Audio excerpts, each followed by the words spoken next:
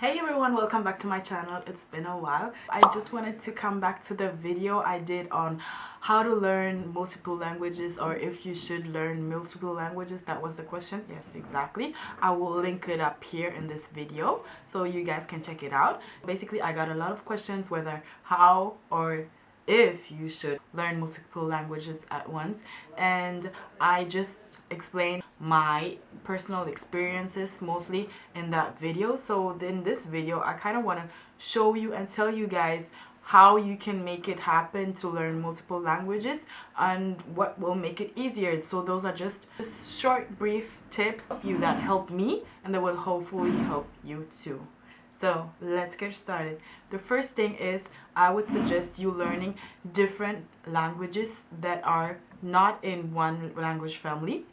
That means languages which don't have a similar root, because as I was explaining in my other video, I would learn Portuguese and Italian at the same time, and that kind of got me like messed up in the beginning until I decided to leave Italian for a while and get into Portuguese and get it like more or less fluent, so that I can go on to Italian, so I won't mix them up anymore. So basically why that helps is because if you learn languages which are too similar, you're most probably gonna mix words up and vocabulary because they have similar roots. They're from one language family. It's easier to actually learn languages that are far apart, that don't have anything to do with each other. You could learn German and, for example, Japanese. They don't have anything in common, so that will be by far easier than learning languages which are similar in nature. Telling them apart will be so much easier because, of course, you're gonna see German, you're gonna know, okay, that's German, and you're gonna associate different things with that language. And then you're gonna study Japanese, and you're gonna know that, okay, that's Japanese, and you're also associating different things, different topics with your Japanese, and different vocabulary and different sounds especially. So that's why I'm suggesting, if you want to learn two languages at the same time, I would suggest you learn two completely different languages which are not in one language family. So one language family meaning that Spanish and Italian is not advisable to do that, or Spanish and Portuguese is not advisable either, because those languages are so close in vocabulary and sounds and everything. So that's why you could, for example, Spanish and Chinese, or Spanish and Japanese, whatever. So languages which are in different language groups and language families. Okay. So tip número dos. As a second tip, I would suggest learning and studying according to topics. That will also make a lot of things easier. Let's say you learn objects of a house, or inside a house, like rooms and stuff like that. I'd say it's easier if you stick to that topic and you learn that topic in one language and then in another language. This helps you associate one topic with two languages, but since those languages are so different, it's easier to separate them, but you only stick to one topic, so it's easier for you to actually study and be more productive. Let's say you're learning things about the house, like objects and rooms, in Japanese, and then you're learning things about school in German. That will be kind of confusing, I think. So it's easier to learn, like school, for example, you learn it in Japanese and then you learn it in German, and that's kind of easier also for you to switch along with the vocabulary and kind of like compare a bit. But since they're so different, you won't mix them up. That's advisable. I think that helps a lot. That's also what I did, kind of.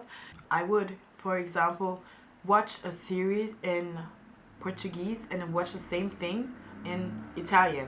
It's kind of different because I was like already more fluent in Portuguese. That's what helped me. So I figured if I study this topic in that language, it will help me also with the other language.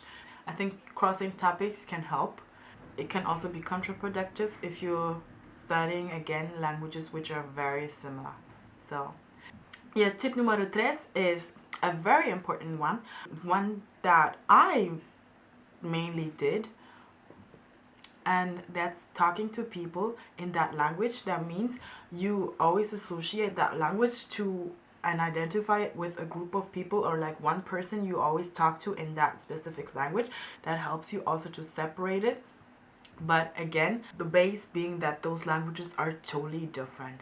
So let's say you are studying Portuguese and you are studying German. For Portuguese, I would have someone I'd speak to in Portuguese all the time, so I know, okay, this person I'm communicating with in Portuguese, and this person helps me with my Portuguese. And then you can have someone who would help you with your German, and that also makes you identify that person to that language, so you will automatically separate those languages. I think that really helps, and that's also what I do a lot, because I juggle between friends and different languages, because I have friends who speak different languages. I rarely mix up like those languages according to whom I speak to, because I know, okay, that person speaks Spanish. I'm not gonna throw in some German when I speak to them. Or if I speak with my German friends, I know, okay, they're not gonna speak Spanish, so it's natural that I don't throw in some Spanish words when I speak with them. Some of my friends speak multiple languages too, so I can do that with them. If they don't, then I know how to separate each group of friends and like associate them with like one or two languages. That's what I do a lot, and I think that helps a lot. But I still think, even though I'm doing this video, I still think that you should first get the basis of one language, and it's always easier like that, I think, to go on then to the next one.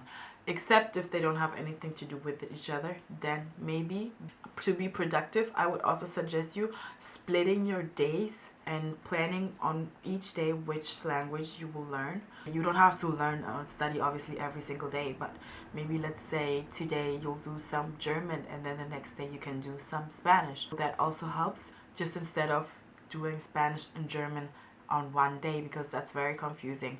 If you're studying those languages, then separate the days also according to the languages. That makes it also a lot easier to separate them. Yeah. So I hope those short tips helped you guys.